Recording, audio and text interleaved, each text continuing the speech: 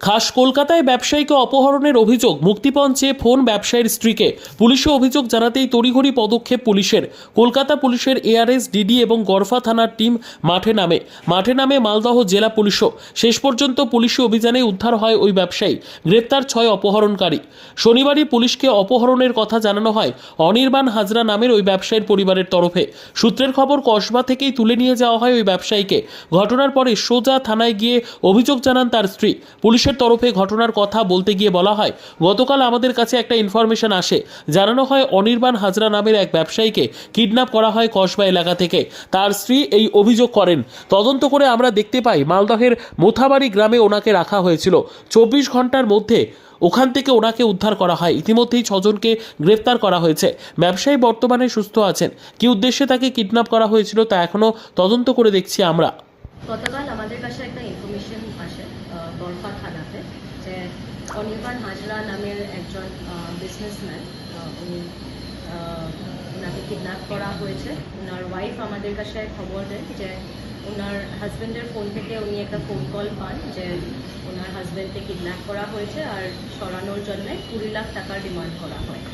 তো এই ইনফরমেশনটা পাওয়ার সঙ্গে সঙ্গে আমাদের কলকাতা গড়ফা থানার টিম এবং লালবাজারের ডিটেকটিভ ডিপার্টমেন্টের টিম ওরা ইনভেস্টিগেশনটা স্টার্ট করে। ডিউরিং দ্য ইনভেস্টিগেশন বোঝা যায় যে মালদার একটা মোথাবাড়ি নামের জায়গাতে একটা খবর পাওয়া যায় যে ওখানে হয়তো ওনাকে রাখা গেছে। প্লাস আমরা কয়েকটা সিসিটিভি ফুটেজেসও আমরা রিকভার করি, যেখানে দেখা যায় যে কসবার তাজ বিবান্তা হোটেলের সামনে থেকে ওনাকে একটা সাদা রঙের গাড়িতে বসানো হয়েছিল। এই সমস্ত ডিটেলসগুলোকে আমরা we work on this informations and finally ওটা এস্টাবলিশ হয় যে ওই মোথাবাড়ি নামের গ্রামে ওনাকে রাখা আছে। তো রাত্রের দিকে আমাদের এখান থেকে টিম বেরিয়ে যায় আর মালদা পুলিশের সহযোগিতায় আমরা ওখানে আজকে ভোরের দিকে কম্বাইন্ড অপারেশন হয়, যেখানে ভিকটিমকে সাকসেসফুলি রেস্কিউ করা গেছে আর 6 জন কিডন্যাপার্সকে অ্যারেস্ট করা হয়েছে এবং যে অফেন্ডিং ভেহিকেলটা আছে যেটাতে সিসিটিভিতে দেখা গিয়েছিল যে ওই গাড়িটাতে বসে ওনাকে নিয়ে যাওয়া হচ্ছে, ওই গাড়িটাকে সিজ করা হয়েছে।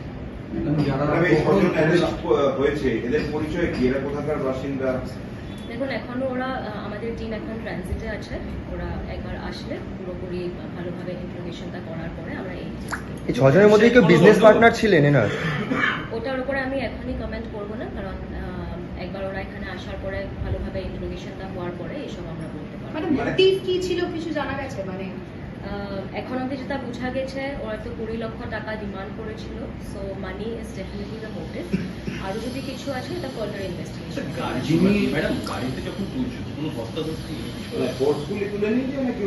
ওইটা সিসিটিভি ফুটেজটা একটু আমরা যেটা দেখতে পেরেছি, উনি গাড়িতে বসছেন নিচে, কিন্তু এখন ফার্দার ডিটেলসটা গাড়িতে বসার পরে কি হলো বা কি সার্কামস্ট্যান্সেসে উনি ওই গাড়িতে বসলেন, এই জিনিসগুলো ফার্দার ইনভেস্টিগেশন। এদের মধ্যে কি ওই বিজনেসম্যানের পূর্ব পরিচিত যে ছজন অ্যারেস্ট হয়েছে? এটা তো আমি অলরেডি বলে দিলাম যে এটা after further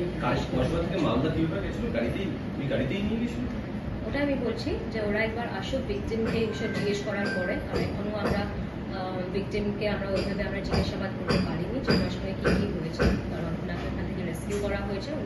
owner his health and security is the first priority. উনি যাতে সুস্থ থাকেন ওটাই ফার্স্ট প্রায়োরিটি।